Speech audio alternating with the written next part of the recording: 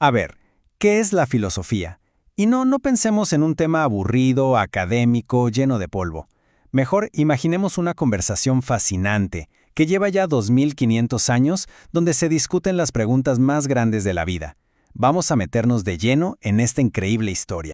Y todo arranca con esta idea de Sócrates. Porque, a ver, esta frase no es nomás una cita famosa.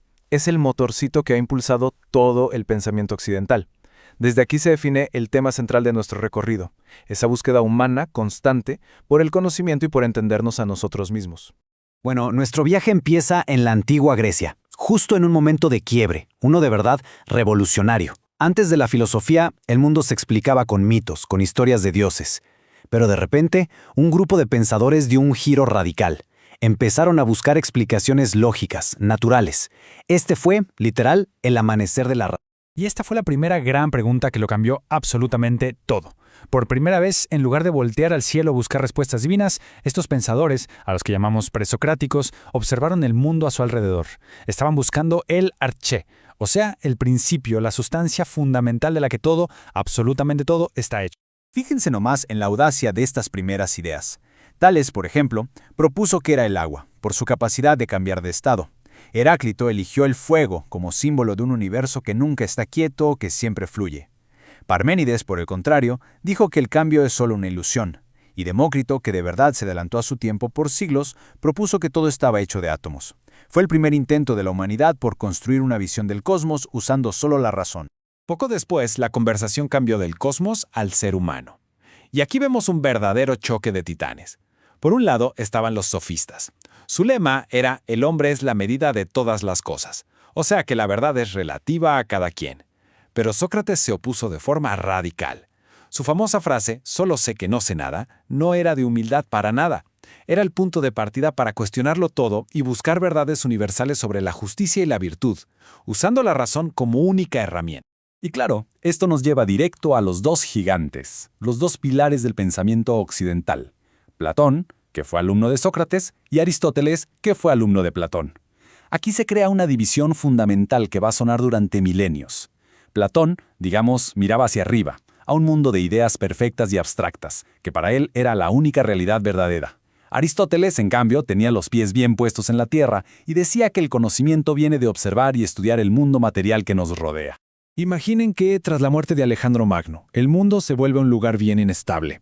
Entonces, la filosofía como que se vuelve más práctica, se convierte en una guía para la vida. Los epicúreos buscaban la tranquilidad en placeres sencillos, como la amistad. Los estoicos en aceptar lo que no se puede cambiar. Los cínicos rechazando las normas sociales.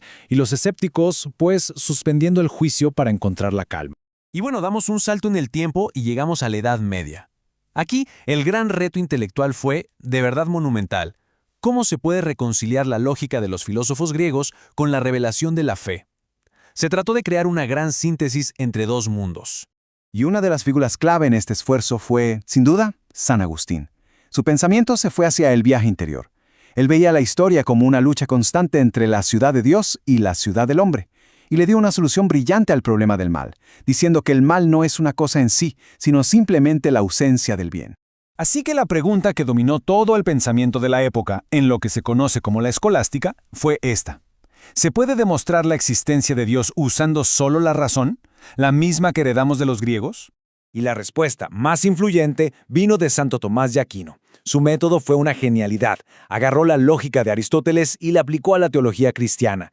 El resultado fueron argumentos súper racionales para la existencia de Dios que se conocen como las 5 vías. Por ejemplo, él decía que todo lo que se mueve tuvo que ser movido por algo y así hasta llegar a un primer motor. Básicamente, construyó un puente sólido entre la fe y la razón.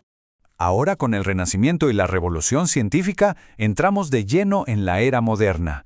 El péndulo, digamos, se mueve otra vez. Aquí la confianza en la razón humana como la base de todo conocimiento llega a su punto más alto y se empieza a tomar distancia de la autoridad de la Iglesia. Y en esta época nace un debate importantísimo.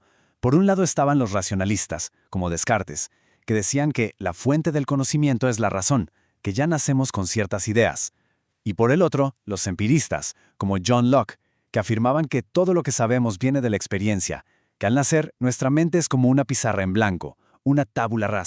Y justo en medio de este debate, la frase de Descartes fue, una verdadera revolución. Al dudar de absolutamente todo, encontró una única cosa de la que no podía dudar, su propia existencia como un ser que piensa. Con esta simple idea, el fundamento de la verdad se movió desde una autoridad externa, como Dios, hacia la conciencia del propio individuo. Esta es una de las bases del mundo moderno. Este lema de la Ilustración, que popularizó Immanuel Kant, captura perfecto el espíritu de la época. Atrévete a saber. Era básicamente un llamado a desafiar a la autoridad, a dejar los dogmas a un lado y atreverse a pensar por cuenta propia, usando la razón como la única guía. Y fue precisamente Kant quien logró una síntesis magistral para resolver todo este debate. Su propuesta fue una revolución total. No es que recibamos la realidad de forma pasiva, no. Nuestra mente la organiza, la estructura activamente. Es como si todos tuviéramos unos lentes incorporados que le dan forma a todo lo que experimentamos. Su conclusión, tanto la razón como la experiencia son esenciales. Y con esto, llegamos a la era contemporánea. Aquí es donde los grandes sistemas universales, esas explicaciones que servían para todo, empiezan a romperse, y en su lugar aparece una explosión de perspectivas diferentes, críticas y muchas veces contradictorias. La conversación se vuelve mucho más compleja. Y dos de las críticas más demoledoras vinieron de Marx y Nietzsche. Marx básicamente le dio la vuelta a todo, diciendo que no son las grandes ideas las que mueven la historia, sino la realidad económica, la lucha de clases. Y Nietzsche, por su lado, proclamó la famosa muerte de Dios, que no era algo literal sino una metáfora del colapso de la moral y los valores absolutos que habían sostenido Occidente por siglos.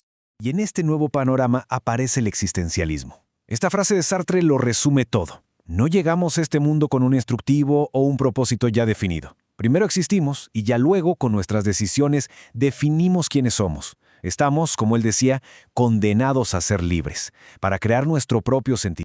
Y fíjense qué interesante. Simone de Beauvoir tomó una idea parecida para sentar las bases del feminismo moderno. Su argumento es que el género no es un destino biológico y ya, sino una construcción social. Es un conjunto de roles y expectativas que la sociedad nos impone. Ser mujer es algo que se aprende, que se construye. Entonces, después de todo este recorrido, queda clarísimo que la filosofía no es un libro de respuestas cerradas y estáticas. Es más bien una conversación milenaria que no para, que está en constante evolución. Cada pensador dialoga con los que vinieron antes mientras responde a los retos de su propio tiempo, y así mantienen el debate. Y esa conversación, por supuesto, llega hasta hoy. Ahora mismo, con inteligencia artificial obligándonos a redefinir qué significa ser humano, la pregunta fundamental sigue abierta. ¿Cuál va a ser el siguiente capítulo en esta gran conversación?